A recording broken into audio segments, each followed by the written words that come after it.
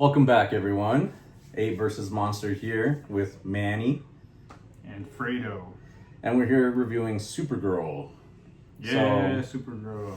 So, yeah, this movie has a lot of controversy surrounding it. I feel like reviews have been pretty Mixed. negative. And Negative. have you seen more mixed? Yeah, okay, yeah. I I guess feel like you're they right. lean negative. So we figured, hey, perfect chance for us to do what we do. This is exactly why we started this channel. Let's go see what's going on. So we checked out Supergirl, and yeah, there's honestly, I don't see what's up with the super negative reviews. The hate is forced. It seems that way. Yeah. Like, we have different opinions about the movie, but even so, mine's on the lower side. I still don't think it's this horrible mess of a movie that No. everyone's making it out to be. I liked it. I actually liked it. I've seen it twice. Yeah. And I actually liked it better the second time. Yeah. So maybe that's the problem. People got to watch it again. I don't know. I just thought it was really good. Yeah. So. And I've seen it the one time. Honestly, I liked it as well. Like, it wasn't a bad movie at all. But let's get into it, I guess. So basically, Supergirl follows the story of Superman's cousin. And she is out trying to find herself, I suppose, or doing her own thing in space, living life, right? And she's doing a pub crawl. basically, An intergalactic pub crawl. So she's celebrating her birthday. I think it's explained, right? Like, Yeah. she's celebrating her birthday, so she's like, it's bar hopping. Yeah, She's an alcoholic, is basically. she's just using it as an excuse to be a Alcoholic? to be an alcoholic. I Yeah, think. she's an alcoholic. Yeah, because I think even there's one point where she's talking to Superman, and he's like, "You're still celebrating your birthday?" So. We don't know how long it's been. It's been 3 years. So, yeah, clearly she's dealing with her own demons. She has her own problems. But the movie opens up, and basically, is it her at the bar? No, it opens up with the Elias family.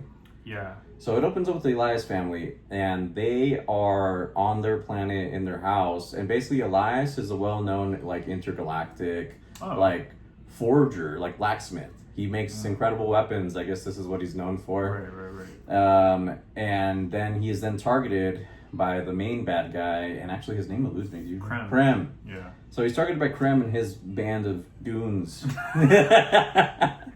And basically they show up to Elias's family home, and they essentially kill off, I'm not sure if he's like her brother, but her whole family is essentially wiped out. Elias himself goes out fighting, and basically this leaves Ruthie.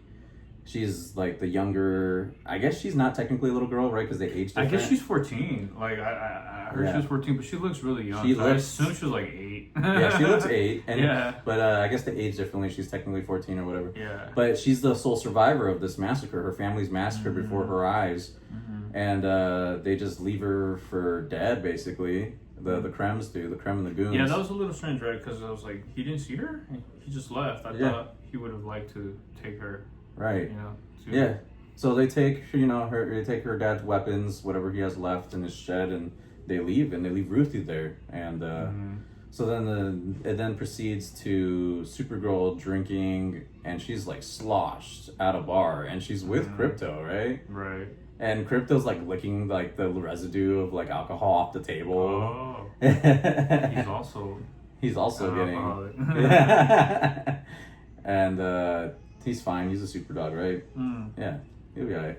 And and she's apparently on a red, like somewhere with a red star system, because she is able to metabolize alcohol. Yeah. And like a normal person and get drunk, right? Yeah.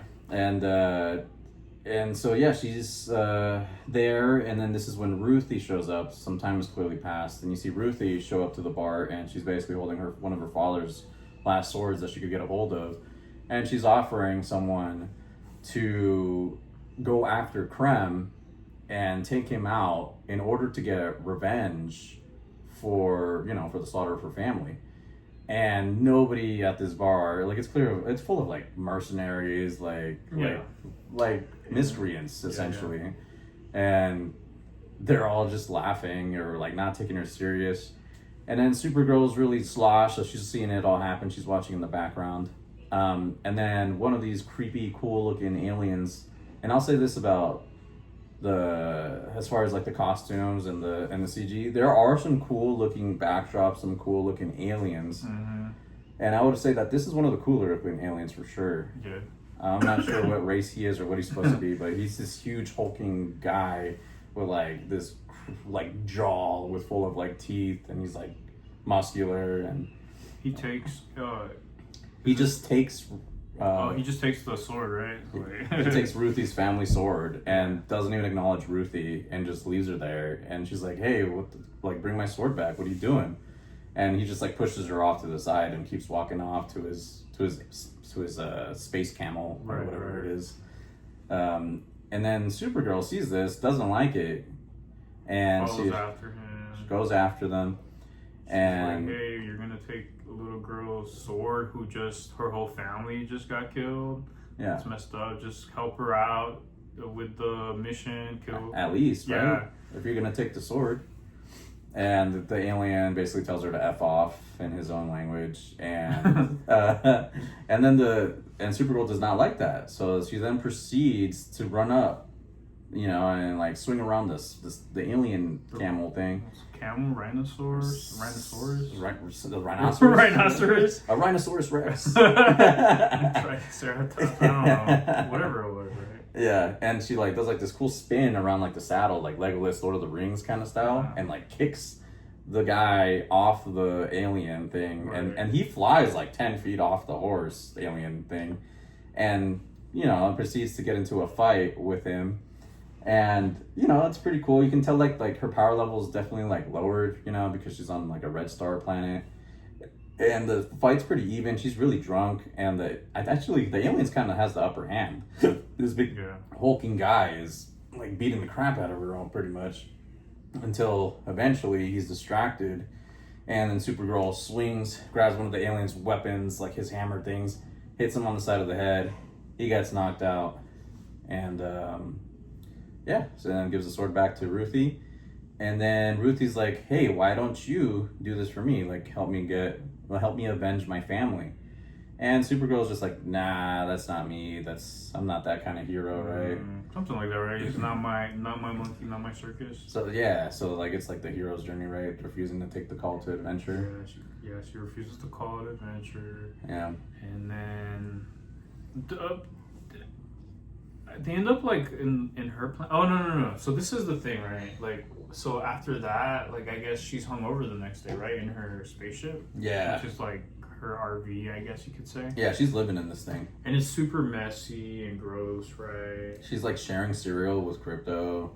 Like that's so nasty. Like, I didn't know that. I don't remember that. But yeah, like it's just kind of, like everything's on the like there's a mess or whatever. Right? Yeah. So it just kind of shows her state. Mental state, and I think that's a big criticism, right? I think a lot of people didn't like that. Like people didn't like that she was kind of gross. She was a mess. Her hair was always messed up throughout the movie. Never done. Yeah. She looked like she might have hadn't showered for a few days or something. Yeah. So I would agree that is kind of strange that they rolled with that. But it does follow her mental state. It was realistic, no? Like if she was I respect it, because like if she was drunk and an alcoholic and like.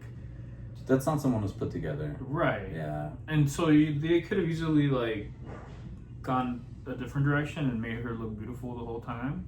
That's true. But I appreciate the realism of it, no? Yeah. But that's true. And then also like I think this is the first time you really see that that those hues that people complain about that I keep seeing, like, oh, it was this ugly yellowish tint. Like, really? Yeah, people don't like that. They're like, oh, it's this ugly yellowish tint. And I thought color palette wise, this movie was beautiful. I thought so too. And it even ranged a lot with the color palettes. Right, and it wasn't always that yellow tint, like that desert looking, kind of dirty, gross. Like, I just woke up and I'm like, the sun is in my face. I get it. Like, that's not a pleasant color scheme, I guess. Like, I don't like. Yeah. When that happens, when I wake up in the afternoon, the sun is hot and you feel. But I thought that was like that's the point, right? Right. So right. I respect it. And it wasn't always like that. Like you said, there's different color palettes. Like, when they're in like inside. It's like there's a lot of blues going on. I think it looks nice. Arranged. Yeah. So then she's in this. So we're seeing how she lives. And like she's a mess. She's hungover, and then Ruthie shows up, right? Yeah, to her front door. She's like, was the spaceship attacked or something like that? Were you raided? Yeah. And so then she's like, whatever, I already heard this pitch, because she goes up to her, like, hey, I am Ruthie from so and so. I'm here to avenge my family and kill Krem or something. Yeah, and she's like, yeah, you already pitched this, and then she goes to the bathroom and like pees. So it's another situation where you're seeing like she's not like your typical feminine, charming girl, right? Like princess, like she's. What would you call that? A mess. I mean, you're seeing her. She's she's human. She's human, yeah. And you're showing that. Yeah. She falls asleep on the toilet or something. Yeah. And Ruthie just lets herself in to her home at this point, and she's like looking around, and I think she sees something, and she's like, "Oh, what is this?" And then Supergirl like is startled. She's like, "Ah." He's like, "Why are you in here?" Like, yeah. And here's another thing I want to say. The humor is good. I laughed like a lot throughout this movie. I thought the humor, I thought it was very on par with like Marvel movies, but not like the more recent Marvel films, but like the older Marvel films, and that's totally fine. Like people will think that like superhero movies and humor and the lighthearted humor is like they've been really like cheesy. They've been hating on it recently. I hate on it sometimes. I think it fits the tone of a superhero movie perfectly. Personally, I think it was really well done. I think so too. Like, and I did hear a lot of criticism that it didn't land. I don't know. Maybe it wasn't hilarious, but it wasn't hilarious. But it served the narrative, in my opinion. I thought it was perfect. I thought it was fine. Yeah. I thought it was funny enough. It wasn't overdone. Yeah. So she then tries to convince Supergirl to come on the adventure again. Right. They go outside, all three of them with the dog or whatnot, and then Krem shows up. Yeah. Right? Krem shows up. He's like, "Oh, you like my new spaceship?" And to his goons, right? To his goons. And so Crypto sees him in the spaceship and goes after him, and then Krem shoots him with like a dart, right? Yeah. And I didn't catch this detail the first time I saw the movie, but I really love this detail of this movie. So, Supergirl, Krem took her spaceship. Yes. Supergirl doesn't even turn to the spaceship. She doesn't mention the spaceship. She doesn't seem concerned about the spaceship. Yeah. She only cares that her dog just got shot. Yeah. You actually see, and you see the spaceship going, like leaving, right behind her when she's like looking at her dog or whatever. Yeah. And she's not, at any point, do they even mention her spaceship? Like that's, I think that's the thing that this movie does well. It doesn't over-explain things. Yeah. I mean, it's there if you pay attention, but it's like, yeah, she didn't even care about the spaceship. She's not materialistic in that way. It serves the narrative where they end up on a bus, but they never mention like, oh shit, I wish I had my spaceship so I could, like, you know what I mean? She just goes on the bus. The mission is always did we explain what happened to Crypto? No, so I did skip ahead to the bus part, but so when they end up in the bus before that, Crypto, there's a healer lady that they take Crypto to, because he falls over as soon as he's shot with this like dart thing. He falls over. You can assume he's been poisoned, right? He's sort of like losing consciousness. So then they take her to this alien healer lady who looks pretty cool too, right? She looked awesome. Yeah. She like even like you can see her pupils retracting and like expanding and all that. Right. And they look great.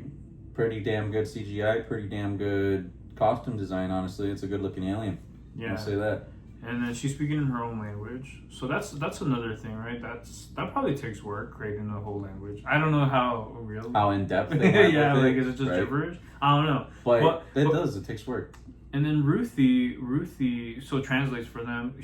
So the healer tells them that Crypto has been poisoned, that he will die in 3 days, 72 hours, and that Krem and his goons, or maybe just Krem, I don't know. Yeah, they're the only ones who have the antidote. They keep the antidote, and they keep that as a bargaining chip to blackmail. To blackmail, or to they poison people and to do whatever, to get them to do whatever they want, I guess. Yeah. And so she explains that, and then she goes. Supergirl goes to look for Krem, to get the antidote or whatnot. And Ruthie's like, "Look, now we can team up. You can get your antidote, and then I can kill Krem or whatever." Yeah. It's a win-win. And Supergirl's like, "No, you're not gonna get anything from killing Krem. Like, forget it. Like, it's not the solution or whatever." She's like, "Come on." And then she's like, "No, just go watch, take care of Crypto." Yeah. So Supergirl leaves, and Ruthie, instead of listening to her, just tails her, and they both end up on the bus. On the right? bus. Mm-hmm. Yeah. So then the bus is there's like a little alien who's like helping the driver. So there's like a driver guy who's also an alien. Those were the little alien was Seth Rogen. I think so. It sounded like him. I didn't look it up. So there's a little alien, and he's like quippy, and he's kind of like a smart ass. He's funny, and it kind of sounds like it's Seth Rogen, but we could be wrong on that. Yeah, you can look it up. Yeah, and he was funny. Like, genuinely, like one of the better comedic moments of the movie was this guy and his lines, for sure. Yeah. But then the bus gets raided by a different band of raiders, so this is clearly an issue. There's like pirates. They call them tech, like techno space tech pirates or something. Techno raiders, techno pirates, something like that. They raid people's tech. They steal your technology and they stuff. They wanted everything in there, supposedly, like I guess the fuel, you know. Yeah, and they weren't picky either. They take people's like jewelry and stuff as well. Yeah. So yeah, they get raided, and essentially Supergirl's sort of like, just let them do whatever. Like, we don't have to deal with any of this, Mm. And then eventually they try to take Ruthie's sword, and that's her family heirloom, her the last remnant she has of her family. And so Supergirl she doesn't fuck with that. She says this is when she kind of like develops a plan and tries to grab the sword away. But as she's doing so, she kind of does like a sleight of hand where she grabs something, but you don't really see exactly what it is, right? And they're off, and they continue to like take people's belongings and rows behind them. And then Supergirl stands up, and she's like, "I have a plan," kind of, Yeah, she literally, that's exactly what she said. And then she then pulls out this device that she jacked off of him, and it's like this device that involves, like, it makes her teleport. She can teleport like anywhere on this bus or wherever she wants. Yeah. And this kind of cool fight scene happens where she's like teleporting and like punching them and like teleporting away and avoiding danger, right? Yeah, and then tricking them into hitting themselves, type of thing. Yeah. So that happens.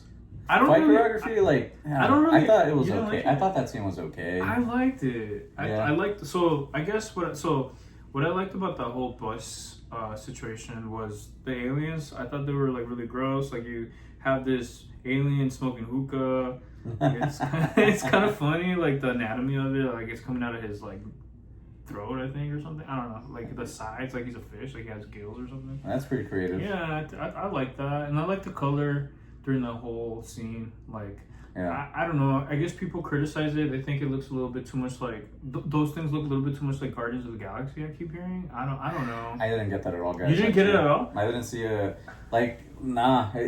never did. I once get Guardians of the Galaxy vibes, and going into this movie, that's what I thought it was gonna be like. I thought it was gonna feel like Guardians of the Galaxy. No. And I wouldn't have minded that, but also I kind of appreciate that it is its own thing. It's its own thing. Yeah. It's like. Oh, James Gunn didn't. So I don't understand how this works. James Gunn didn't produce. I mean, he produced it. He didn't direct it. Yeah, but he's overseeing it. Yeah, he's the head of DC. Yeah. Basically. So, yeah, I mean, I would say that probably there's some influence. He's the Kevin Feige of the DC universe, cinematic universe, and yeah, I'm sure. Yeah, he had to have an influence. If you don't know, James Gunn did direct Guardians of the Galaxy, right? 1, 2, and 3, yeah. Okay.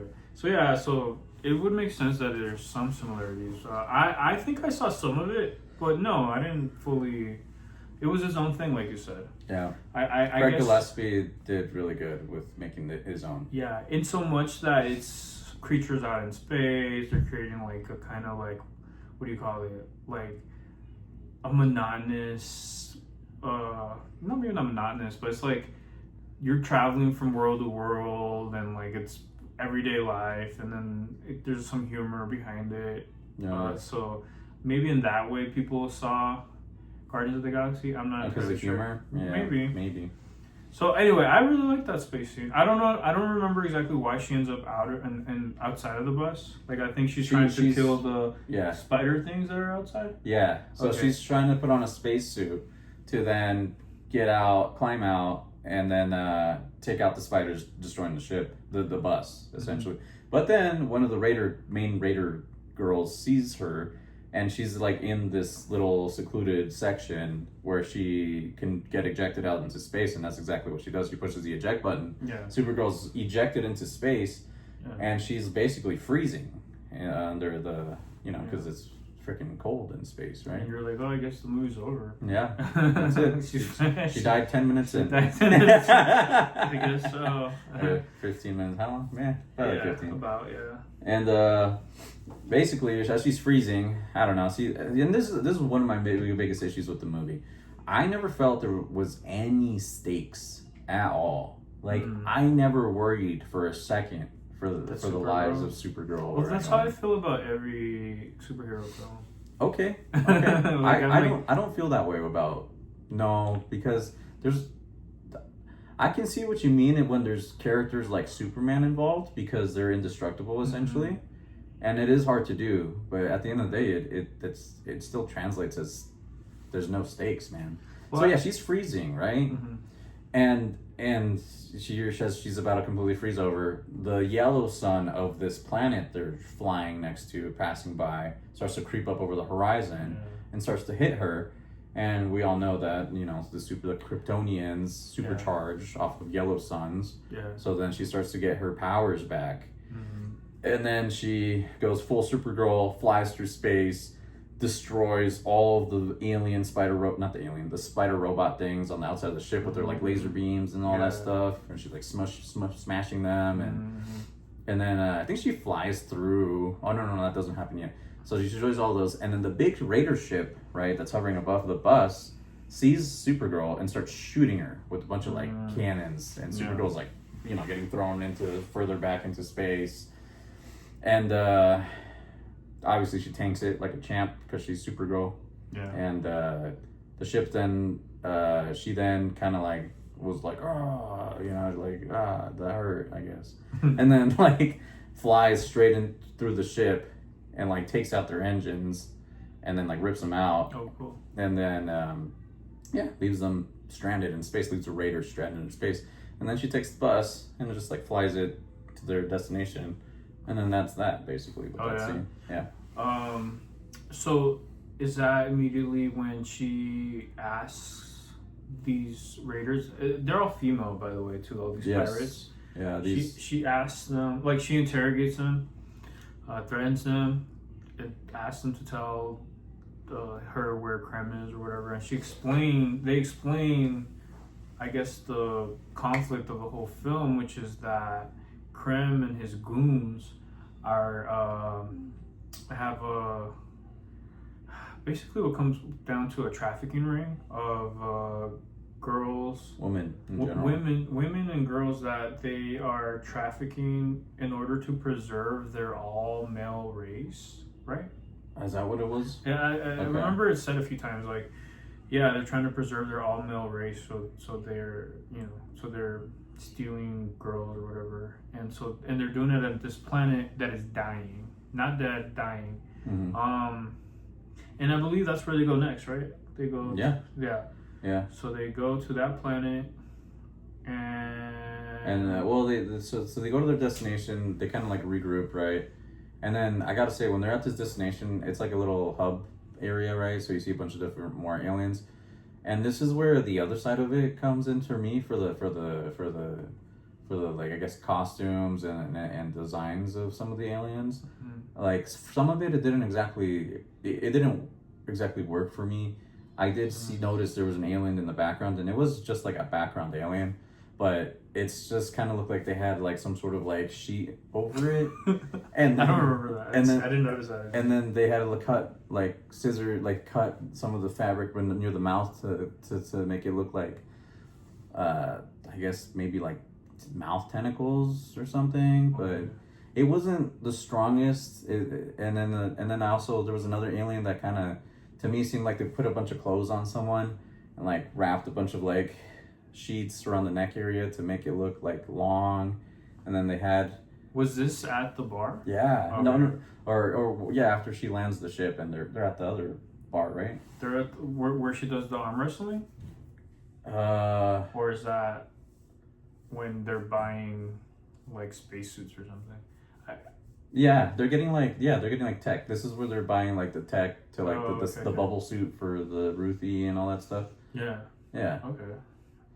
And then that's the same planet, right? Where they meet up with the family. I think it might be the same. Yeah, I don't know. They're at a bar. Yeah, they show up to the. They go. They're then. I think they, dude. I don't remember. I think they go to they're like in some kind of like space gas station. I don't know. Like, it's like a space colony. Yeah, like a space in between before they go to their next destination, and then they go. So like they go to another bar. Oh, that's when they buy popcorn, and then they go to the other bar. No, then they interrogate those girls, the pirates. Oh, okay. Buy the popcorn, they do that, and then because they already have the popcorn by the time they go back to the. Oh yeah, the nasty popcorn. Yeah. Hey, that's a funny part too. Like I don't know if you want to talk about that, but it's just like. No, it's just like a small little thing. They're basically like trying out the things that's there, and there's like a popcorn machine, but it's like an alien. Worm pooping. It's a worm that poops out kernels, and then the kernels pop into popcorn, and and they're just trying it. They're just eating it, and then I think Supergirl's like, "Wow, that tastes like shit." It tastes like shit. That was good. That was funny. Yeah. So then they end up in this planet, and they go to this bar. And they're asking the bartenders if they've heard or seen Krem and the goons. When they walk in, they're like, everybody just stares at them. Yeah. And they're like a rougher crowd than the people at the first bar. Yeah. Like these people are scary. Yeah. Yeah. And then the singer does just sing like "Girl from Ipanema." Oh yeah. Which I did notice that. And I don't know. That's I guess that's the choice. It's fine. I can suspend disbelief. It's fine. I guess like they like American jazz standards, like not Americans, Brazilian or Portuguese jazz standards, I suppose. But anyway. Yeah. So they're so she ends up challenging some people to arm wrestling. Yes. Oh yeah. So like basically they're asking for Ruthie. They're like, "Hey, I'll take Ruthie off of you," or the girl. Yeah. They don't know her name. They'll take the girl. It's freaking gross. It's like creepy. Yeah, it's like the alien comes up. It's like PDF. And like it's like a insect looking, and it's all like sticking its tongue out and looking at Ruthie, and it's like, whoa. Yeah. That's intense. That's an intense. And he's like, I'll arm wrestle you for her, and then Supergirl's like, I think Supergirl says, "Tell you what, if you can beat me at arm wrestling, you can have her or whatever." Yeah, but if I beat you, then you get you got to tell me where Krem is or what you know about Krem. So then that insect alien gets pushed aside, but this dude like 3 times his size, and he's like, "Yeah, how about you wrestle me?" Like, it's like very intimidating, like even more intimidating alien, you know? Yeah. And then of course Supergirl's like, okay, like she knows she's behind the yellow sun. You know, like, and so she's like, yeah, let's do it. And then she breaks his arm. It completely snaps that, and everybody freaks out. And they all pull out their guns. They all pull out their guns. And so this is like this crazy. They're surrounded like literally by like 30 people. It's a lot of people just aiming their lasers at them. And then basically Supergirl's like, "Oh, this is gonna get ugly for you guys." Basically, you guys she's ready? So confident. And she tells Ruthie to go to the side, right? To go hide. Hey, don't hurt the merchandise or something. Yeah. And like she tells her to go to the side. Yeah. And I guess this was a criticism. People didn't like that they didn't show the fight. Oh, okay. But it's because it was focused on Ruthie the whole time, and I just think that was a choice to just, because the whole movie is shot from the perspective of both Ruthie and Supergirl. If we're not seeing things from Supergirl's perspective, we're seeing it from Ruthie's perspective. Yeah. And that's just a choice. Like she didn't look, so she didn't see the fight, but you saw parts of it, and she was just kicking ass. Yeah, you could just hear it. I mean, Supergirl's literally open up a can of whoop ass on everyone. It's crazy, but you don't see it. Right. So in the fight literally lasts like 10 seconds. It's all 10 seconds and everyone's done. And then Supergirl then goes up to the bartenders, right? Trying to talk to them. I think the bartenders come back and talk to them. Oh yeah. And they're like, hey, we know where Krem is, basically. Something like that, right? Yeah. Or is this before? Because Lobo shows up. That's like Jason. He wakes up. Like he was at the bar the whole time, but he was asleep. And then so the whole fight happens. And then after that, he wakes up and like you see him lift his head up like from the bar, and then basically Supergirl sees him, and then Ruthie's like, "Oh, he looks cool. We should talk to him." And Supergirl's like, "No, you don't want to talk to him." Like, she knows who he is and stuff. Yeah, he's like well known, I guess. Obviously, it's Lobo. Yeah. And she goes up to him though. Yeah, Ruthie walks up to Lobo and she's like, "Hey, could you help us? Do you know where the?" Like, she asked him basically where the Krem is. Well, because Lobo was looking for someone. He was asking the bartenders. Yeah. The owners or whatever they were. Yeah. Who? I don't remember who. I thought he was looking for Krem, but I guess it's a different guy who is one of Krem's goons. Yeah, is one of Krem's, like, main henchmen. Okay. Main goons. So, and he's like, go away or whatever to Ruthie, and then Supergirl comes over and she's like, hey, we're just on an intergalactic pub crawl and this and that. You like putting on like the California girl voice. Yeah. Acting like a total, like a ditzy girl. Yeah. And Lobo's like, you're making my head hurt. Yeah. Did you like Lobo, by the way? Yeah, I liked him. I liked him. I thought Jason Momoa was a great Lobo, and that was a really solid performance. Yeah. So he leaves, right? And then the bartenders, it's a wife and a husband, right? Yeah.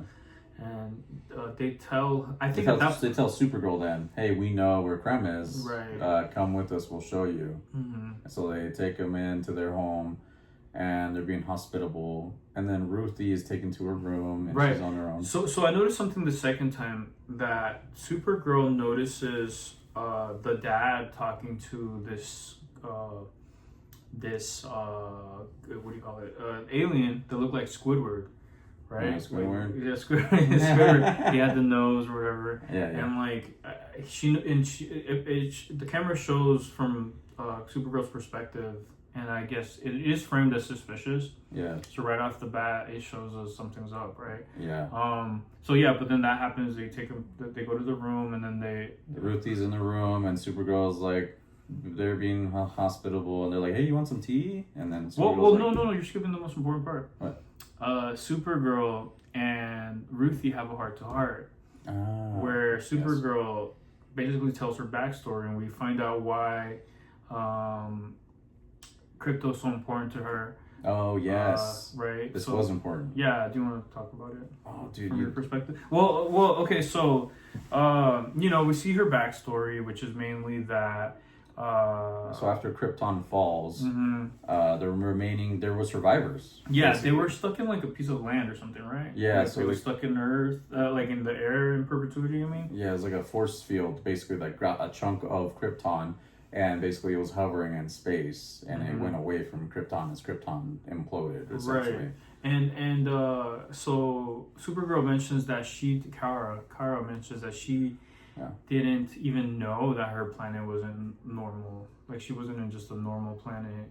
She was sheltered from all that. Yeah. And you see that the parents were debating at some point, because she was born after that, supposedly, after Krypton fell. Yeah. And the mom was pregnant. You see that they debate whether or not to send her to Earth, like with her cousin Kal-El. Yeah, because of how their brother did that. Yeah, right? Because telling basically to conquer Earth. Yeah, essentially. That was and they were like, I don't want to send my daughter to go be a god or something in some planet. Yeah. And so they try not to do that, but eventually, because they all get sick, right? Yeah, everyone starts getting sick, and it starts with their mom. Her mom is like essentially falls very ill, and then you're then informed that this is a thing that's happening throughout the entire chunk of land that they're floating on in space, and it's then revealed that essentially. Well, also, so the mom tells Kara at one point, like, you know, you need to be like, you just promise me you'll be good. You know, you don't before you don't necessarily have to be nice. You don't have to. Yeah, you don't have to be nice. What else? Essentially, you don't always have to smile, but just remember to always be good. Yeah. So then next thing you know, the cutscene goes to her at the funeral, right? The mom dies, and then... Very beautiful. Cool. Like, I like the way the funeral's laid out, and the Kryptonian. You see her body, and she's wrapped in like red like sheets, but with like a cool like pattern with like stripes going horizontal, not like this, like sideways, and they're going like V all the way down. Yeah. And it's like red, like really nice dress thing. Yep. She's wearing like a headpiece, and there's a lot of like whites being used here, and there's like it looks really cool, right? It's a nice scene. Yeah, it's very. And this is the scene where during the procession is when Crypto shows up. Yes. And so this is where she finds Crypto or whatever. It's true. But anyway, they start talking. Well, the dad talks to her, right, in their Kryptonian language or whatnot. Yeah. She's like, I want to just stay here. I'll die with you guys, like, you know. And she's like, you are. Oh, did this happen before the mom died? Maybe. Yeah, because the dad goes, because the dad. Well, it doesn't, but like the dad goes, you are your mom's life. You're my life, wherever you are my soul and your mother's soul, and you are the continuation of our souls. Yeah. So it's important that you live on. Yeah, and so they sent her to Earth with Krypton. Yeah. And so that's why. Because they're all following Yo, and then I didn't, because then there's then explained that there's a kryptonite. Basically, the kryptonite was unleashed after the Earth cracked, or Krypton cracked open. And kryptonite was just buried beneath the planet. Right. So this chunk of space in this bubble is now exposed to the fumes and all the minerals of kryptonite that were then dug up after the chunk separated from their crust, from their planet's crust or whatever. So everyone is dying. Yeah. Everyone's dying. It's like an epidemic or a pandemic or Yeah. So then they send her off with Krypton, right? So Crypto, my bad. And you see really why she's all attached. To Krypton. You mean so much. Yeah, I was gonna say John Wick about the dog. Yeah, that's it. It's like John Wick. Yeah, but you mess with the dog and.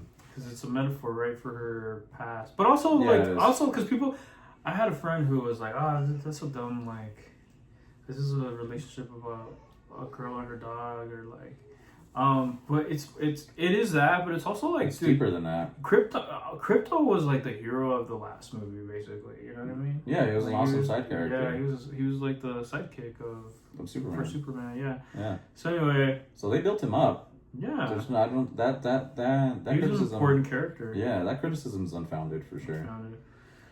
So then okay, so then you're back into the scene with Ruthie and Kara. Yeah. And then Kara is then treated to tea by the guests. Well, no, this is another important part, I think. Okay. This conversation between her and Ruthie is the thesis of the whole movie, in my opinion. Where Ruthie's like... I don't know exactly how they end up in that, but like, she's like, I guess she asks her, when will you stop being angry, or how will you stop being angry, right? Because we're talking about trauma here. Oh yeah. And like, somehow she mentions that Superman is not like her. So it shows like her and Superman are foils, where Superman was sheltered from the darkness that happened on Krypton or whatnot because she was sent away. She had to see and experience everything she knew like get destroyed. Yeah. So she basically calls Superman a nerd. Yeah. She's like, oh yeah, he's a nerd. He's like a boy basically. Yeah, he's sheltered. He's like, he's young, And then Ruthie's like, but you're younger than him. He's like, yeah, but he's young at heart. Like he hasn't had to suffer like you. Or she mentioned someone else. I don't know who else. Like us. Like she says like she said, us like, or something. like me, mentioned someone else, and then she says, or you, and then she stops like, oh, I shouldn't have said that. Yeah. Referring to Ruthie, and then Ruthie's like pensive, and it's like, I found that moment to be pretty touching because it's like, okay, they really are exploring these ideas of loss of innocence and yeah. So I don't know. I thought that was very important. That is very important. Theme and then. Oh yeah, and then they have their tea, and basically the tea is. They say something. They even say. Yeah, I even picked. This is where I picked up on it. They say something that's like kind of like subliminal, like the people, the family basically, the mom and the dad are there basically. Mm-hmm. And they look at each other. They're like, "Oh, it's a special formula," you know. You know something's up with it. You're right. Yeah. And then Supergirl's like drinking the tea, like ignores that. I don't know. She doesn't pick up social cues. I don't know. And then she starts to feel funny because the tea is also like poisoned. Yeah. So she's weak, and she then. They tell her to stop. They humanize them by like the guy does tell her to stop. They regret it. Poisoned. Yeah, they're like they fall back on it, and they're like, hey, it's poison. They tell her, and then she's like, oh my gosh, and then where's your milk? And they're like, what's that? And then it's like, and then she's like, it's like this creamy white stuff that comes from animals or whatever, and they're like, oh, and they point to the fridge. And she grabs their milk and then chugs it. She's like, what is this? Oh, she's like, why? Because it coats your stomach, helps with poison or whatever. And then she's like, what is this? From what kind of animal milk is this? And then the camera pans over to this ugly, like, slug dog thing. It looks horrendous. It was and so it's got funny. it's got like 8 nipples. It was gross, dude. It was so nasty. That was funny though. Yeah. That was funny. I love this part. Yeah. Like, this is a good part. Yeah. So then Krem shows up, right? Well, they explain like, why did you sell me out? She asks. Yeah. And they're like, well, 2 girls for 1 girl. Our daughter got taken by Krem and his goons, you know. Yeah, they're trying to get their daughter back, so you feel for them a little bit. Yeah. So then Krem shows up, and then he's like, oh, what do we have here, or whatever, and they start fighting. One of his goons like kicks her in the stomach because she's all beat up. Yeah, like, she's getting her ass whooped again. Because she's poisoned. She's poisoned. Yeah. And we're like, wow, how is Supergirl not going to be... She's poisoned. She was always poisoned or under the wrong sun. Like, it's like... But also, like, conveniently, like, every time. I mean... But how else would they have, like, dude, do you want her just to be, like, OP? That's true. How else... they were trying to add stakes, I understand. Dude, yeah, exactly. You're saying they don't like stakes. But I still felt there weren't no stakes because I never felt she was in danger, you know? It's because she's vegetarian. She's not vegetarian, I'm lying. But, she gets kicked by a goon, right? In the stomach. Hard. She vomits. Again, another situation where it's like, this movie's kind of gross. And I think it turned people off. That's why. Like, she's vomiting. You see it. And she goes... Thank you. I needed that. And she starts kicking ass. I thought that was cool. I like that. Yeah. That was crazy. She gets her strength back a little bit. And she whoops all their asses. And then Krem's like, hey, to the people, to the couple, like, she doesn't look very poison to me. And then he goes, a deal's a deal. And then he starts pursuing, looking for the daughter. I didn't know. So did the brides or the girls, did they escape? Yeah, it seemed that way. They were all on the run. How did they escape? I think Lobo was trying to hunt the other guy or something like that happened. Okay. And then there was like this. So yeah, so Lobo's like beating ass like up in the sky on his like motorcycle that flies, and it's pretty fucking sick. I want it, dude. So badass. And then and so yeah, some of the girls have escaped and they're on the run. And so Krem starts looking for their daughter, the black couple's daughter. Yeah. Lobo and Supergirl are like beating their ass, right? Yeah, so it's a whole outside fight scene, the one from the trailers, right? Or no, I don't know if this one was shown in the trailers. I think so. Part of it was probably shown in the trailers. Yeah. And the camera's like, it's like panning around like this, right? Mm-hmm. Yeah. Oh yeah, the cinematography was pretty cool, right? Yeah. Did you say, or? There was interesting cinematography and scenes like that. Yeah, the camera made some of the action scenes look cool. It's not the best I've seen. Like, definitely, like, Superman had cooler cinematography and action in general. Like, really? Like the whole scene with Mr. What's his name? Fantastic? No, not Fantastic. Mr. I don't know. The black guy with the mask, Terrific, Mr. Terrific. Oh. And that whole scene with his orbs, like nothing ever was on that level to me. But still, it was cool. You know, I liked it still. It was interesting. And they're whooping butt, and basically Lobo's coming in and kicking ass on his own. And then he gets thrown off his motorcycle eventually because he's kind of just hitting everybody and running everybody over on the bike. He gets thrown off by like this tripwire trap thing that they do. It hits him, and then it's a cool team up, like unofficially, like they don't really like they're not necessarily working together. He's a neutral party. He's just there for his bounty. Yeah, he tells the guy who was in Krem, by the way. I thought it was Krem at first. Like he tells him, hey, a lot of rich jerks want you dead or something like that, right? Yeah. And he starts chasing him or whatever. Yeah. But around this time, like there's that whole fight scene. Yeah. And then around this time, Krem is looking for that girl, and he finds her and starts following her. And meanwhile, Ruthie's trying to get to Krem. And there's a scene where they're on the roof, and Ruthie's about to stab him, but Supergirl stops her. And I think it pisses me off. Like, it's like, dude, what? I don't know. I mean, obviously, it's a. Oh, you mean Ruthie's about to stab Krem? Yeah, Ruthie's about to stab Krem. Yeah, so Ruthie Supergirl sees Krem. stops her. Yeah. Supergirl then flies in, pushes Ruth, or grabs Ruth and pulls her away before she's able to kill Krem. She should have pushed Krem, if anything, right? Yeah. Like, I don't know. So Krem then is able to catch up to the daughter of the couple that took them in. And then he just kills her. He's like, slits her throat. So and then kills the parents. Immediately right after.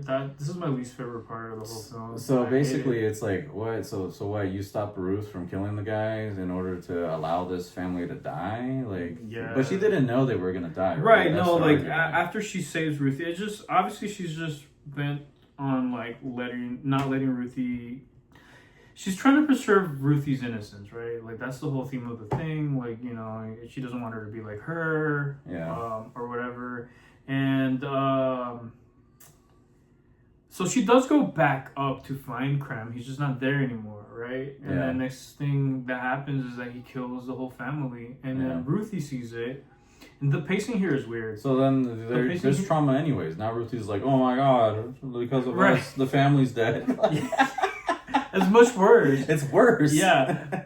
So then Ruthie's like, this is your. She tells her the truth. They're dead because of you. I almost had him, and then I just feel like Supergirl underreacts in this situation. It's like this is a situation where maybe she should have been like, damn, crap, I did mess up, or maybe I don't know. I feel like she underreacts. Mm-hmm. She tells Ruthie like, Ruthie tells her, I never want to be like you or whatever. Yeah. And then Supergirl is like, well, go somewhere else or something. Like, I don't remember what she exactly tells her. But then she goes up into the outer space, Supergirl, and screams, but you don't hear it. How do you feel about that? Yeah, she was letting out blown off steam. Like she was trying to keep a straight face and not freak out in front of Ruthie. So could you say that she didn't underreact then? I'm interpreting it wrong? Yeah, I think because she's definitely had to blow off steam after that. She gets the whole, like, it's like screaming into a pillow, right? You go out in space, nobody can hear you scream. Alien reference. But, but yeah, you know, it definitely affects her. It hurts her, and she feels guilty. You know? Okay, so she didn't underreact. She was just trying to... She's trying to keep it together for Ruthie. And she was so rude to Ruthie, but I think that's the point. You know? She's like, look, like you said, this was horrible, and she was like, go away, or go be that somewhere else, or go not be me somewhere else. I don't remember exactly. Yeah. But then she comes back down to what? She kicks more ass or what? Is that what happens? I don't remember. I think they pretty much save whatever's left, right, of the people there. And so she talked to Squidward. The guy that... And she knows because she saw the dad talk to him in the beginning. Yeah, I didn't catch it the first time. Yeah. But yeah. So she then interrogates Squidward, but does she do it in a specific way? Yeah, she's like, hey, Squidward, tell me where Krem is or whatever. Yeah. And he doesn't want to, and then, I don't know, she threatens him. And eventually he does tell her, and they take her to the planet, and again, Ruthie tells her. So they take her to the planet where Krem is. Right. And then the planet has 2 suns, a green sun and a yellow sun. And when they land, or it's in the what do you call it? It's written on the corner of the screen. Right? Yeah, it's explained somewhere. Yeah. Power level, green sun, yellow sun, or something like that. Yeah, and so Supergirl lands, and I guess she doesn't know, right? Yeah, she immediately she starts getting super sick, immediately. Like the way they get sick when they touch kryptonite, right? Yeah, or they get poisoned or something. Is that technically what it is, like a kryptonite sun or something? Yeah, it would have to be in order to affect her that way. Yeah. It would have to be a kryptonite sun. But yeah, it's a green sun. And I guess there's kryptonite in it. That's not necessarily explained though, so I think we just have to assume. Oh, I was wondering if you knew the lore because I don't know. Oh no, I don't. I'm sure it's explained at some point. But anyway, she gets really sick. Ruthie shows up, takes her to the cave. They have a heart to heart. Ruthie's like, "I'm sorry, I said I didn't want to be like you. You're a good person," or something like that. Yeah. And she kicks ass. She kicks ass. No, Ruthie, she kicks ass in general. Oh yeah, she's cool. Yeah, she's cool. She's That's a what cool I mean. character, yeah. Yeah. And then she's very likable. I'll say that about Kara. Kara? Yeah, Supergirl. I think she's very likable. I liked her a lot. Yeah. Well, dude, it's funny because I keep seeing when I see reviews, they're the first thing people say is Kara. Who I don't know who the actor's name. The actor? Yeah. No, Alcox or something. Yeah. So the first thing they said is I hated this movie, but Millie Alcox was amazing. Okay, yeah. I mean, she was amazing. She did good. She's a good Supergirl. Yeah. Ruthie goes to get water, I think, for Kara, and then she gets ambushed, or not so much. I guess she gets taken by the Krem. Yeah. And his goons. Yeah, they find her basically on her own. They take her to a cage. They cage her. And Krem shows up. She sees Lobo locked in the other cage. Oh, yeah, so somehow Lobo's gotten captured, and you don't. This isn't shown, and also doesn't make any sense that Lobo would ever get captured. By the way, because Lobo's Lobo's extremely powerful. Him also he's he took out his entire race of people. He's a god. Is he? Okay. He is supposed to be a god of power, a god level character. So it's weird, but yes, he's captured. Is Krem powerful? Krem is also said to have been extremely powerful. He's supposed to be on the level of Supergirl in strength. Okay, so that makes sense. So the thing is, I think the movie did choose to humanize him more, make more what he was doing, the villain, as opposed to him. Because I saw that's another criticism I kept seeing, oh, he wasn't a real villain. He was just a guy. I wasn't scared. He was goofy. And by the way, he was goofy. I thought the actor did a good job. I didn't like him. You didn't. Mm-hmm. What didn't you particularly like about him? I just thought for a villain, he was just this silly goofy guy. I didn't think he was goofy. I thought he was goofy as hell. I thought his physicality, the movements that he did, I thought they worked for me. Mm-hmm. I think that was a deliberate choice that they made to humanize him a little more. Mm-hmm. I guess it's implied that he's powerful, right? They even say the very beginning. Oh, you could never take on Krem. Krem has the strength of 1,000 suns or something. Oh, that's right. Yeah. The pirates say that. Yeah. Oh, okay. I forgot about that. Yeah. The female rated pirates, the techno pirates. Yeah, they say that. Yeah, you're right. So it is explained. Okay. Yeah. So, but yeah, there's human elements to him. I think that was deliberate. I don't mind that. He's just a gross dude, I don't know. Yeah. I don't know. Yeah. So basically, he goes in to talk to Ruthie in her cage, and basically he asked her, "Hey, give up Supergirl, and you survive." Yeah, you'll survive. And then she spit on him. Yeah, which is baller. Yeah. And then he proceeds to be all right, get rid of her, to the guy. Or he said goodbye or something. Yeah. And then they leave, and then you see her acting chops. Ruthie's a great actor, I guess, in the context of the film. She herself is an actor because she was like, "Please let me out. I'll do whatever. Creme wants, just take to him or whatever, right? Yeah, she's like, I'll tell her who Supergirl is or whatever, and it gets the guard to then go in there, right? And then she does some cool like kung fu jiu-jitsu shit. She chokes him out. Chokes him out with her legs, right? With her, I think, like a chain. Oh, with her. Oh, because he chains her up. Oh yeah, he shackles her, and with her own shackles, she like then proceeds to choke the guy out. Yeah, and I love Lobo's reaction the whole time because he's impressed. He's impressed, and like we're impressed, so he's kind of like. We're Lobo. Yeah, we're Lobo in this situation. Like, oh yeah, she's a badass, you know. Yeah. So she escapes, and then she's about to leave, and then Lobo's like, "You're forgetting something," and she's like, "Okay," and then she goes back and lets him out. Yeah. And like grabs her. He's like you think, like you don't really think that he's gonna do anything, but at the same time, like he can buy. He like just grabs her, and is like looks really aggressive, and then he goes, "I'm so proud of you." That was funny. Yeah, it was. And then you know he starts to go. But she goes up on the vents, and she goes on the vents, and then she ends up on like the roof of the ship that they're on, because I guess it's in the air, right? The ship is in the air. Yeah, so it's like floating up above a little bit. At some point, you see, we did forget to mention Ruthie brought Supergirl her costume. Oh yeah. And then she tells Ruthie it's just a stupid costume that has no like power or whatever. Mm-hmm. And then the yellow sun does finally come up, and so Supergirl gets better, and she puts the costume on, and then goes up to the so right in time, when Ruthie, I guess she's trying to attack, I forget exactly what she was doing. I have to go to the bathroom here. That's this part.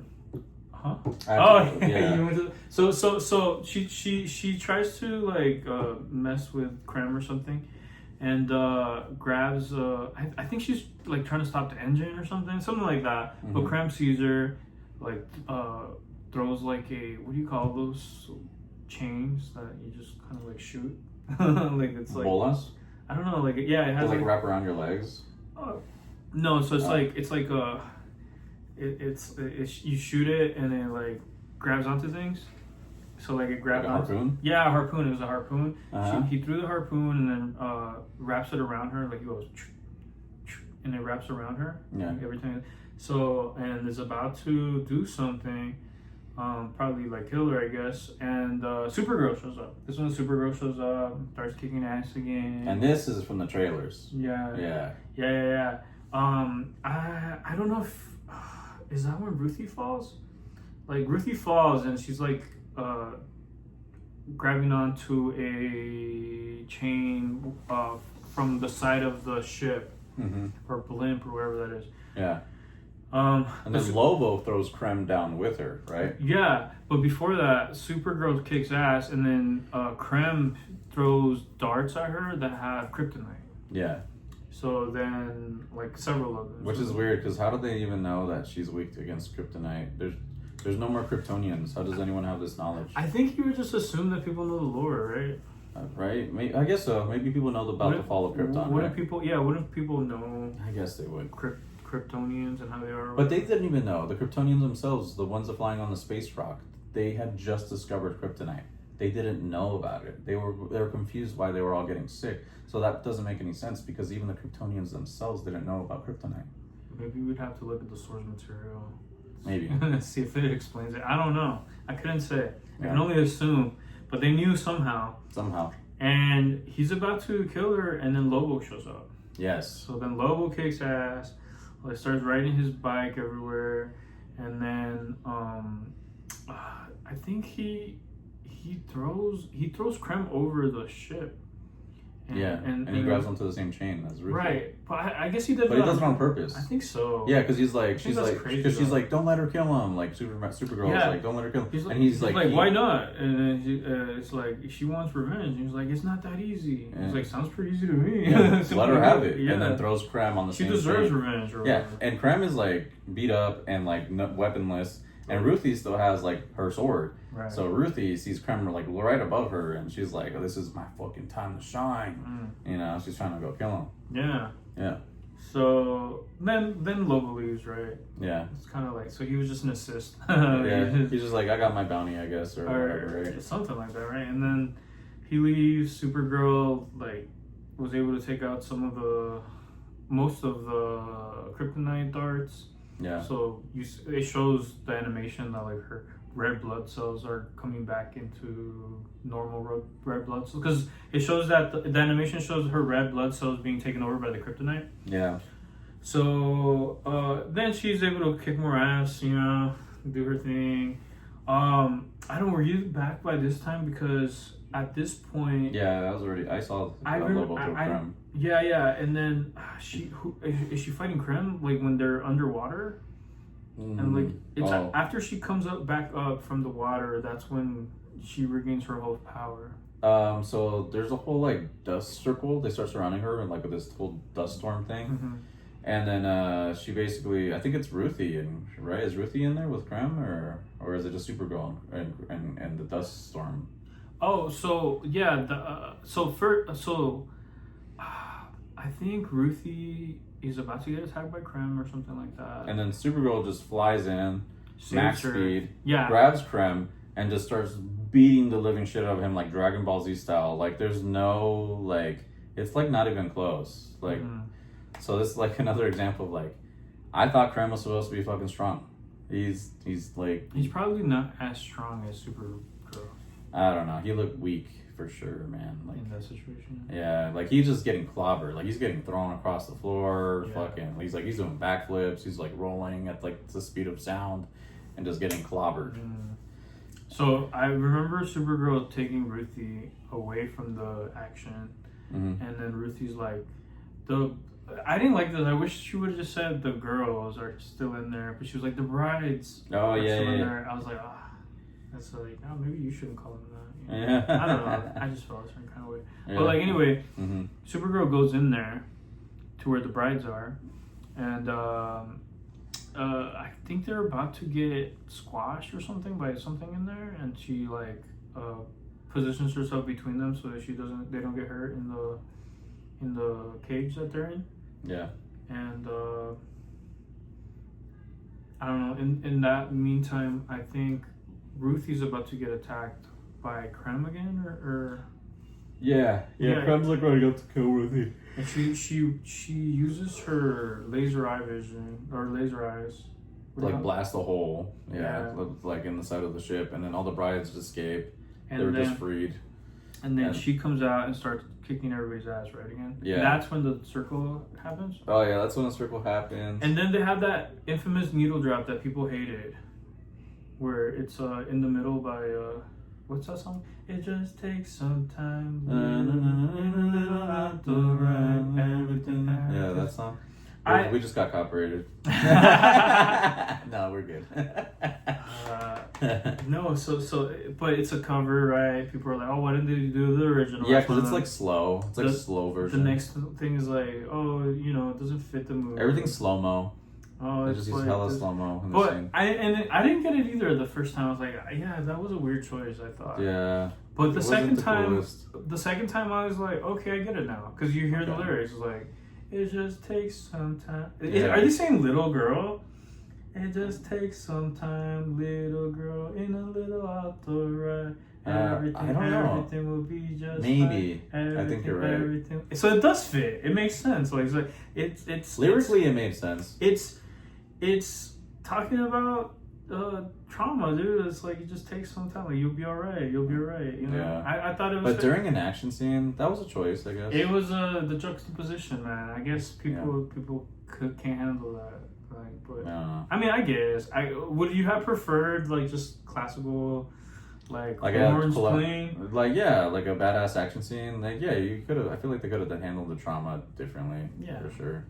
It was a deliberate, because there was a lack of action, right? Like they skimped out on a couple fight scenes where they panned the camera to Ruthie. So like I think it was definitely very narrative driven, right? Yeah, like the whole thing, like that was more. Yeah, but it was weird because the action was happening anyways, but they decided to just not show it. I think that only happened once. Yeah. Well, okay. Well, here's the thing. Like, I thought the bus. You think that was kind of cheap? Like it could be explained. Like, oh, we don't want. Like, Ruthie saw the fight in other situations, right? like the fight scenes. Yeah, I feel like they cheaped out. And then also like the bus ride, like the teleporting thing, another thing. Like, really, like that's what you're doing. Like, I guess it's cool that you're teleporting or whatever because she didn't have her powers at this time, so they have to do something. But I just she didn't know she was gonna teleport. She just she just clicked it. Like, you want this? But also, that's the other thing. She didn't even know what was going on. She could have blown it was up. a bomb. Yeah. You're right. Facts. Yeah. So anyway, so she kicks ass, saves Ruthie, whatever. That needle drop. That's what they call it, I guess. Yeah. And with then, the soundtrack. Yeah. Yeah. And so, all right, and then you got Ruthie. Yet again, absolutely zero stakes, by the way. About to kill Krem. Yeah. And then Supergirl's like, stop, it's not what you want, you know? It's not really what you want or whatever. Yeah. He's like, you can't stop me. And she's like, I'm not gonna try to stop you. I'm just saying that if you do it, what did she say? Like, if you do it, you'll never, it'll haunt you, basically. It'll haunt you. Like, it doesn't fix anything. You're still gonna deal with it. And the girl goes, I wish this never, and she doesn't kill him, right? And she goes, hugs Supergirl. She's like, I wish this never happened, or that never happened. She's like, I know. And then at this point, so you don't know what's gonna happen. You're like, Supergirl's so annoying. like she's just gonna let this guy live, like, for. Even though he's like trafficking women. Yeah, like fuck all these girls. Like, who cares? Who cares about all these other people that he's killed? Like, his life needs to be, you know what I mean? I don't know. Yeah. So anyway, he also thinks that, right? He's like, oh, you know, I'm gonna basically says he's gonna kill Ruthie later. Yeah. He's like, do it, you won't. Yeah, and then she just stabs him, and you're like, well, Ruthie goes away, right? Yeah, Ruthie goes away. Ruthie goes away to like back to the ship or whatever, and it's just Supergirl and Krem, and Krem's just basically taunting her, like, because he's like, you know, you're not gonna kill me. What are you gonna do? And then Supergirl's like, all right, and then just stabs him. And she's like, this is for my dog. Yep. And this is for what you did to that little girl, or Ruthie, or whatever. Yeah. And kills him. Yeah. And this is the part where I was confused, because this whole movie, I didn't think that Supergirl was killing anyone, and she seemed very against killing, right? She was trying to. So for me, I saw her with Ruthie, and then she was basically stopping Ruthie from killing people because maybe she thought that killing people was against her moral code. Maybe she shared the same moral code as Superman, right? That's what I was thinking. But because I'm not familiar with the comics, maybe sorry about that. My phone ran out of storage. But basically, we're talking about how Supergirl then kills Krem. And to me, this didn't make any sense because the whole movie she seemed to be against killing. So I don't know the lore behind this. Supergirl kills people. I thought she was killing people the whole time. Like, the whole time, I thought she was. I didn't think that. Like, in the beginning of during the bar scene where she beats everybody up and Lobo gets up, and there's a finger on the counter. I'm like, that's somebody that Supergirl probably killed or something. You know? I mean, losing a finger won't kill you, but yeah. I mean, it's pretty dark, right? But you might be right. I don't know. I think for them to make such a huge deal that she killed him, probably means that she doesn't kill people. But again, I think it goes back to the fact that she's a foil character. I also think it makes sense that she kills people because that's why she doesn't want Ruthie to kill nobody, because she doesn't want her to end up like her. Like, right, exactly. Corrupt. Like, she knows that killing doesn't make her feel better. Right. So and that it only makes her feel worse. So yeah, I guess it is implied that she does kill people. For me, none of the. It's not clear though. You're right. Yeah, for me, none of the fight scenes or anything. It never looks like she ever kills anyone. Like, she hits people in the chest and they go flying away. You know, like Superman. It looked like the Superman movie. Like, he doesn't actually. Like, you could argue that all those people are dying because he has super strength and he's punching them in the chest, but it's known that Superman doesn't kill people. So I don't know. For me, I missed it. I thought she wasn't killing people the entire movie. You might be right. I'm mostly speculating. I don't think it's clear. Yeah. Maybe we have to look at the source material again. So yeah, the whole movie, she stops Ruthie from killing Krem multiple times, gets that family killed, and then here at the end, after she leads Ruthie away and stops Ruthie from killing Krem, once again, this totally, like, waste of flesh, like this horrible human being, this horrible person. But you're missing the point. What do you mean? The whole point is not. So that's the thing. The point wasn't that she didn't want Krem to die. Is that she didn't want Ruthie to kill him. Right. No. Yeah. That's true. So that's what I know that. So and then so up until that point, before she kills him, it's like, you're so annoying. Like, dude, like just what? Like, just kill the guy. Just let Yeah. But it seems like she's not gonna kill him, and then she does. She's like, this is for my dog, and this is for what we should do to that little girl. Yeah. And he dies. So it goes to show you, like, Supergirl now, she's become her true self, right? She's come to her full power. She's wearing the suit. She's better than she was before. She's a hero. She wasn't a hero. She falls into the hero, right? She fulfills the hero's journey, right? And then so she kills, and then it's like, oh, okay, so maybe killing isn't that much of a bad thing at all then, But I guess she's trying to preserve Ruthie's innocence, like you said. Right. But I think that's the main thing. I don't know. You would argue that her innocence wasn't preserved because the fact that she stopped her from killing Krem, and then she saw that family die. So, like, you know what I mean? But it wasn't at the hands of. She didn't cause that. You know what I mean? Like, yeah. It's not a perfect. You can argue too that, like, that's the point. Like, Supergirl wasn't. She wasn't a perfect hero. She was just Kara. You know what I mean? She's not a hero. Yeah. She's not someone to look up to. That's the whole thing. Like, I think that's what Ruthie served as in this narrative. Right. As, like, someone that, like, a stand-in to humanize Kara, because otherwise it's just like she had to rise to the occasion to be the hero for Ruthie. Right. And she didn't. So I think that's the conflict. That you said there's no stakes. Those are the stakes. The stakes is Ruthie's innocence. The stakes are, it's internal. Like it's a character growth. Is Kara gonna become the hero that she needs to be? Right, and of course she is. Yeah. Because then what would be the point of the movie? Well, I mean, that could be argued of any movie. That's right? true. That's why this used to be my criticism of all hero movies. Yeah. Superhero movies, like, they're vapid, like we all know the ending. This is part of why, like, I can't stand people are like, oh, spoilers. Like, well, you don't know what's gonna happen in this movie. Like, oh, Supergirl's gonna die, and like, Ruthie's gonna die, and she's like, everybody's gonna, you know what I mean? Like we know what's gonna happen in this movie. I don't understand how people would be like, spoilers, you know? Well, no, there's some movies where it's less predictable, like Infinity War, man. Right? The Infinity War was crazy. Like, no one expected half of them to get wiped out like that. You know what I mean? The thing is, like, they didn't. So I was like, they're obviously gonna come back to. But you thought I didn't. I was everybody thought they did. I didn't. Okay, like, obviously they're coming back. You were in the minority. Come on, man! You really think this is Game most of Thrones? people- Like, this most is not people- Game of Thrones. I most will people- say I was impressed that they brought what's his face. Oh well, that they actually killed off.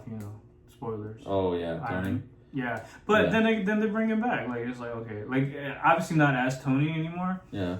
But come on, like. Yeah. No, they never brought him back. That's not the same person. I know, but it's still, my analysis is true. It's like, they don't kill people off, bro. Like, it's rare. They killed him off.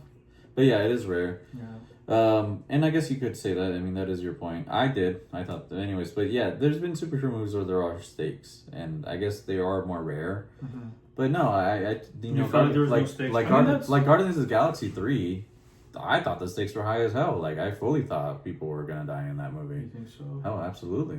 I don't remember that one. I don't think I watched it, actually. That's a great movie. Yeah, I heard. Super sad, dude. Oh. And then yeah, and that's another thing. I never felt like the emotional beats ever hit there were never any like crazy emotional beats. Like, when that family died, right? Like, yeah, it sucked. It was sad, but it's like also it was weird. They poisoned them too. They poisoned. Yeah. I think that was important, right? Like, yeah. Okay. So it's like, they're dead. That sucks. I think the emotional beats were it's like, I think there is subtext in the film. Like, it's like, Ruthie, for example, wasn't abused, but it was obvious that that's what was happening with Krem and his goons. Yeah. I think the subtext of when Kara or Supergirl stabbed Krem, and she said, "This is for my dog, and this is for what she did to that little girl." Right. I think there are subtext there. I think the loss of innocence and all those are the themes. And I think those are the stakes again. Like, I don't know, maybe it's I guess the criticism is valid because it's like, oh, this is a superhero movie. Why do you gotta be so, I don't know, real, like deep or? No, that's not a problem. That wouldn't be a problem. If when superheroes get real and deep, people love it. Mm-hmm. But I don't know. It just didn't. I didn't pick up on it myself. Yeah. Okay. But maybe that was, I don't know. Maybe I'm just not at that level. You know what I mean? But I didn't really catch any of that. No, I feel like I would suspect that women in general might probably like catch on more to what it is, because I do think this is catered toward women. Like, I don't think this is necessarily directed at men necessarily. Okay. Not your average superhero moviegoer. And I think that's part of why a lot of people didn't like it. It's like they may have alienated their target audience, you know, by trying to appeal to a more female crowd, perhaps, you know? Yeah, maybe. Also, I never felt that this movie was directed towards women. No. Like, it never felt like it was a girl power, like woman empowerment. Like, I never felt that way. No. Because it was all very natural to me. Okay, well, because I thought it was, because for a few reasons. I would say I think Kara herself wasn't appealing to wasn't catering to the male gaze. You know, she was always like dirty looking. Oh, okay. Not necessarily attractive looking. I didn't catch that because I don't care about that. Okay. Really. Okay. Yeah. Well, so I personally suspect that's part of why people didn't like it. Like, she looked gross in a way. Like, where she lives is gross. You know. Yeah. I don't know. I could be wrong, but yeah. I guess I never found her attractive, but that was never an issue for me.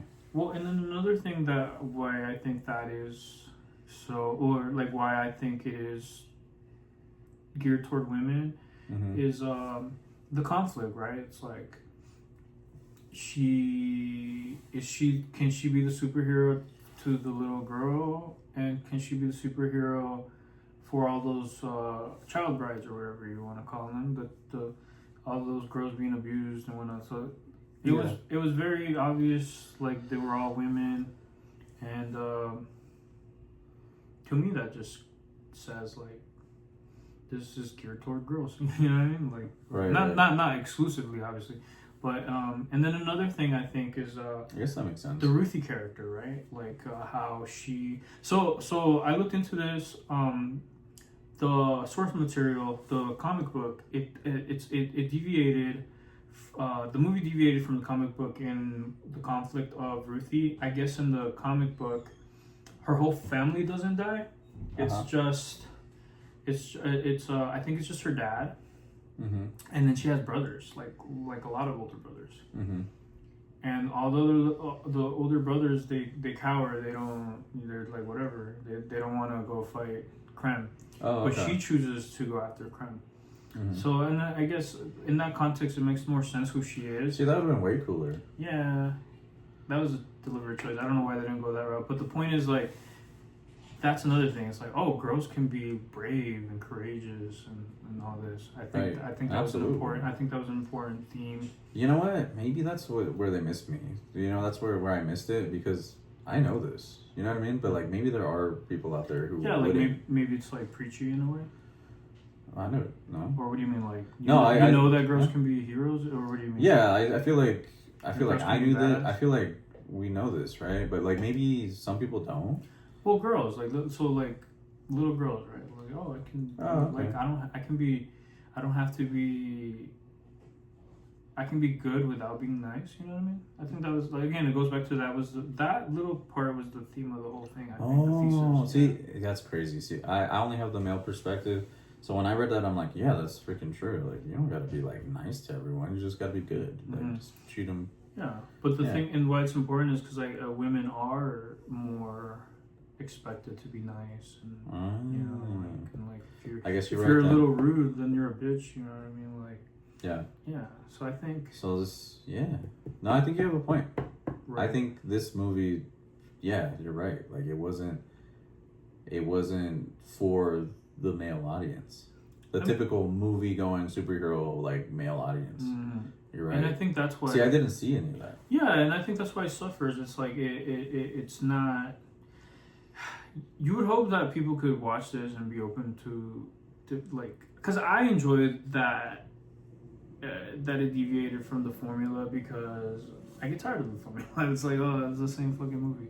Yeah. I mean, it's fun too, but I just don't mind the deviation. Like, I think it's fine. Yeah. I think another thing that people probably didn't like, even subconsciously, is that there was no male, like, what do you call it, like, love interest, or like a lot of most superhero movies. There's always like, you got the male character and then you got the female character, and there's always a love interest in a superhero movie. And in this situation, it was absent of that, you know.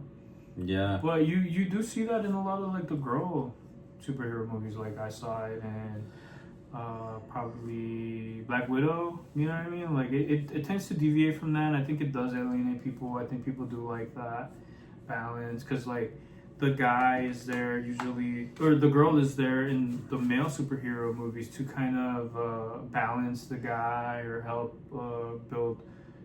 help him come into his character, or like grow as a person and whatnot. Right. So I don't know why this movie doesn't have that. Like, why she doesn't have a. It's just, yeah. They don't have to, I guess. Yeah, right? I think it's important. I think it's important because, like, you got the whole Bechdel test. Like, I think. Have you heard of the Bechdel test? It's like if the movie can go like 3 minutes with like female characters not talking about another man or something. Like, it's called the Bechdel test. I think it passes the Bechdel test. Okay. I think that was maybe. What does that do? What's the testing? Yeah, that's a good question. I would say that it's just not putting male. Assessing if male writers are writing for female characters. I think so, or or like that. The main interest in these written characters isn't just men. Like, they have other interests. Yeah. You know what I mean? Like, okay. It's just, I guess people, women might find it reductive. Like, oh, that's all she cares about. Like, this other guy. Like, that's all women care about, or that's the only thing that's important in a woman's life. There's nothing going on. Like, she's not worried about her career, or like, I don't know. Yeah. I don't know. I do think it was it probably is a feminist piece, you know, like if the source material is called The Women of Today or something like that. Oh, okay. But yeah. Interesting. I don't know. That's good to know. But at the end of the day, I liked it. I thought it was good. Yeah. Oh, sorry. No. I was just gonna say we didn't really finish off the movie, but basically, like, it goes on. She gets the cure, right, off of Krem's. He's on his necklace. Right? Oh, yeah. She then goes home with Ruthie to the alien lady taking care of Crypto. Gives him the cure. He hops up, licks her. Things are good. He's immediately, like, healthy again. And then that's kind of quick, right? Yeah. He didn't have any kind of, like, complications from being poisoned for so long. Yeah, because the time was almost up, right? Yeah. I guess that was that's another thing. The movie seemed like to go on and on, and I was like, dude, it hasn't been 72 hours. It's been at least a week already. You've been in like 20 planets, dude. You know, and I feel like the movie, like, when, like, I don't think you meant that, like, as in, like, it dragged, but I thought the movie dragged a little. You think so? Yeah, I was a little bored sometimes. Really? I think I guess. I actually, because I keep hearing that, like, there wasn't enough action, and I get it, because it's like, it is a superhero movie, and that's what people expect only, but it's just, I enjoyed the conflict, like, the character development, and like, the introspection, the denial of the call to action, or adventure, or whatever. Right, the hero's journey. Yeah. It was a female hero's journey. Yeah. You know. And that was cool. And then here's my other complaint with the movie. I felt like there was no, like, after this, how does this continue the DC timeline? I think so. The next movie is probably going to be with both of them. Yeah, like Superman and Supergirl. I think the conflict. I suspect the conflict is going to be that Supergirl's going to want to kill people. Yeah, and Kal-El is going to be like, no, you know. I suspect that's going to be a big theme, and that's why another reason why, like, I think it's set up. The setup was good. I think it really fleshed out this character, and I think it's going to be really interesting to see all three of them: Crypto, Supergirl, and Superman. So they're gonna have to fight a big threat. I'm not entirely sure who's gonna be the main bad guy of the DC universe, right? I don't think it's been confirmed. No. I mean, I can assume maybe like we're gonna have to see someone crazy because you got Superman, Supergirl, Crypto, and they're all together, right? So at the end, the ending scene happens, and they Supergirl. Gotta be strong, huh? Yeah, so Supergirl meets Superman at his apartment, and he's coming in from fighting crime. And basically, she's just like, "Hey, I'm gonna stay." He's like, "For real?" And then she's like, "Yeah, I'm staying." So that's it. That was her character development. She's a superhero now, and she wants to get better. She's not just drinking. And... She's gonna stay on Earth, and she's gonna embrace her hero side. Yeah. So I guess there is character development there, and it is done well for sure. For Supergirl. Yeah. You could call it a coming of age, but it's a coming to become the hero that she is, right? Yeah. So how many? So is it better than Ape vs. Monster? Nah. I don't think so. It's just not, dude. It's campy. No, but it's campy. Yeah, Ape vs. Monster is campy. Yeah. No, I said it can't be. I know. It's campy. But I would, if I had to rate it, man, like, I didn't have the perspective that you had going into this movie, and I think it's good that you did have it, right? I saw it twice, so maybe that helped, probably. For sure. But yeah, again, like, if we go back to it, like, right, if you go to the costume design, the art direction, like, the color palettes were good. I don't see the complaints there, like, you had blues when you're at the bars. You had neon signs. It looked really cool. I agree. You had the monster designs were cool. The alien designs were really cool. They were really cool. With exceptions, there was like Squidward. There was a few designs that it literally just looked like they had somebody and they put a bunch of clothes all over them, and that was the alien, and that was really bizarre to me for sure. There was some that weren't the strongest examples. You know what I mean? They could have been a lot better. Yeah, I'm sure. I thought there's also like never really too many scenes that stuck out where like I was like in awe, where I was like, wow, that's like this unique environment that I've never seen before. I feel like every environment has been done for sure to some extent in whatever sci-fi movie, like with the exception of the mom's funeral. Like that stood out to me. I thought that was pretty. The whole world, right? Yeah, the whole Krypton looks crazy beautiful. The flashback. What have you? Yeah, I love the way Krypton looks. Or Krypton, right? What if we're saying it wrong? Fuck, sorry guys. I think it's Krypton. Like, you're not a real fan. What else? The color palettes ranged as well, right? Like, so when they get to that planet, the final fight planet, right? The ending planet where they have the green sun. Oh yeah. The whole palette turned to like greenish, green, you know, and it was crazy. It was different. And that was cool. What else? I thought there was good character development. I thought the characters were well done. The acting was good. There was no. You said you didn't like the villain. I thought he was okay for sure. Krem was like maybe like not my favorite out of all of them, but Supergirl was good. Ruthie did great. Lobo was great. I love Lobo. I thought Jason Momoa did great. What do you think about Jason Momoa as Lobo? No, I mean, I feel like Jason Momoa is just he's typecast at this point. Like he's always just a character. It's so him. I mean, it worked. So him. It worked. I felt like it was random. I mean, but well, he looks like Lobo. Yeah, I can't complain. Like I mean the character is like it felt a bit forced, but he was a. That's exactly what Lobo is, though. Yeah. Yeah. This is this space biker. No. What I mean is like. To the story, right? Like, what was he doing there exactly? Right. He didn't necessarily have to be there. I think he was there to appeal to the male audience. Right? Yeah, you're right. So I'll say that. Huh? So, yeah, I'll agree with that. But I liked it. Yeah. I mean, I guess I'm part of He could have been more important to the story, right? Because we don't know what they're gonna do with him from here on out. It Like was he's just just like, gonna show up randomly for every now and then. I don't know. Never show up again. He might never show up again, which would suck because I like Lobo. I like Jason Momoa as Lobo more than and I liked him as Aquaman too. I can't say that. I don't know. People didn't really love the new Aquaman, I guess. I haven't seen it. Dude, I'll watch it. The movies are decent. Because if people react to like all these films that are, but I mean him, not that bad. I mean him as Aquaman though. Like I liked him as Aquaman. I'm sure he was good. He's a great actor, dude. Yeah. Have you seen him in that Hawaiian show? I don't know. I don't remember what it's called, but you gotta check it out. Okay.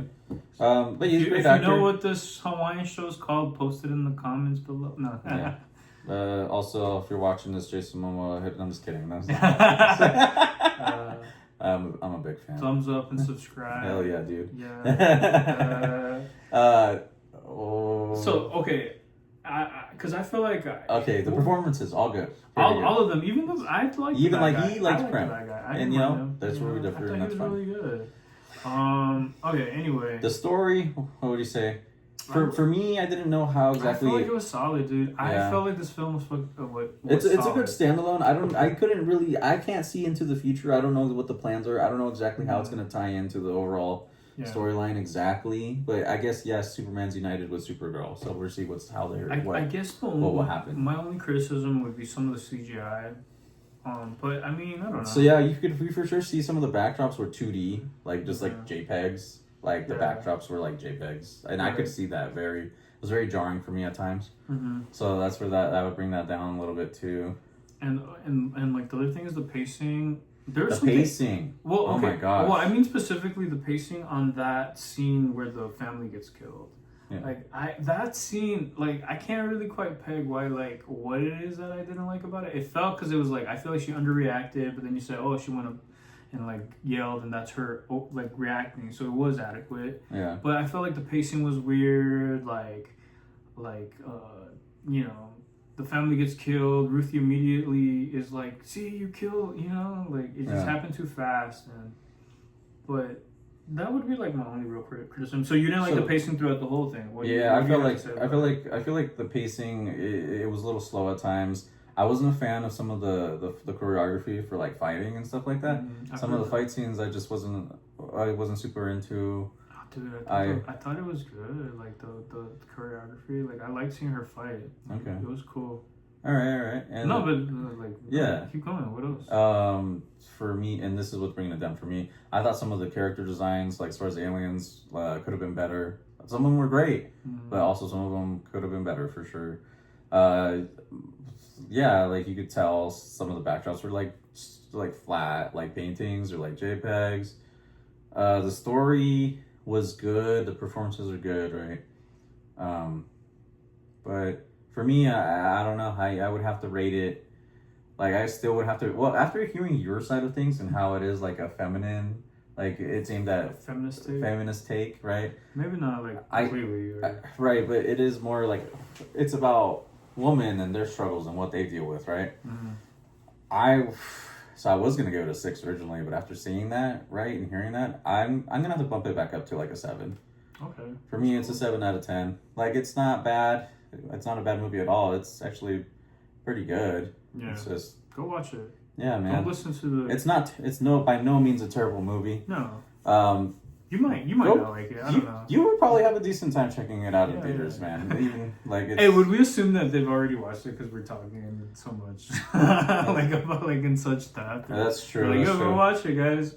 After we explained every single thing. Right. I mean, at this point, they probably have watched it. But I mean, maybe you're like me and you just want to hear. You don't care about spoilers, right? You don't right? care about spoilers, yeah.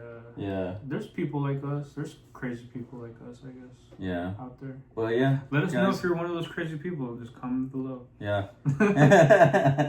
Yeah, but I would have to give it like 5, 8, and 13 monsters. You 13 monsters? 13 monsters, 5 apes. 13 monsters, 5 apes. There you go. That's our official score. Yeah. I'm going to put it right here. No. So for me, 7 out of 10. Fredo, what do you say? I don't really like grading these. I'm going to give it like a 9, dude. Yeah. Yeah. You really liked it. Yeah, I liked it. I liked it like a lot. But also, I don't know, dude. I feel like the older I get, I feel like, dude, I don't really feel. I don't go to the movies to like hate on a movie. Like I feel like I've been liking most movies. Yeah. The only movie I don't like, the shittiest movie I've seen in the last 4 years is The Monkey. I hate that movie. Yeah, you hated it? I hated that I movie. didn't hate it. I just thought it was okay. It was the worst movie I've seen. Yeah. I hate it. What's it called? The Monkey? Yeah, the monkey. Yeah, about the fucking monkey that grants you a wish. Yeah. It was horrible. Yeah, not great. No, don't watch it. Or watch it. But anyways, that's our official score, guys. Thanks for checking us out. Like, subscribe, share. Let us know if you want us to watch anything else. Absolutely. Who knows? Yeah, put it in the comments. What movie would you want us to rate? Yeah. We could probably rate another movie, whatever you want, like even an older movie. Yeah. But all right, peace out.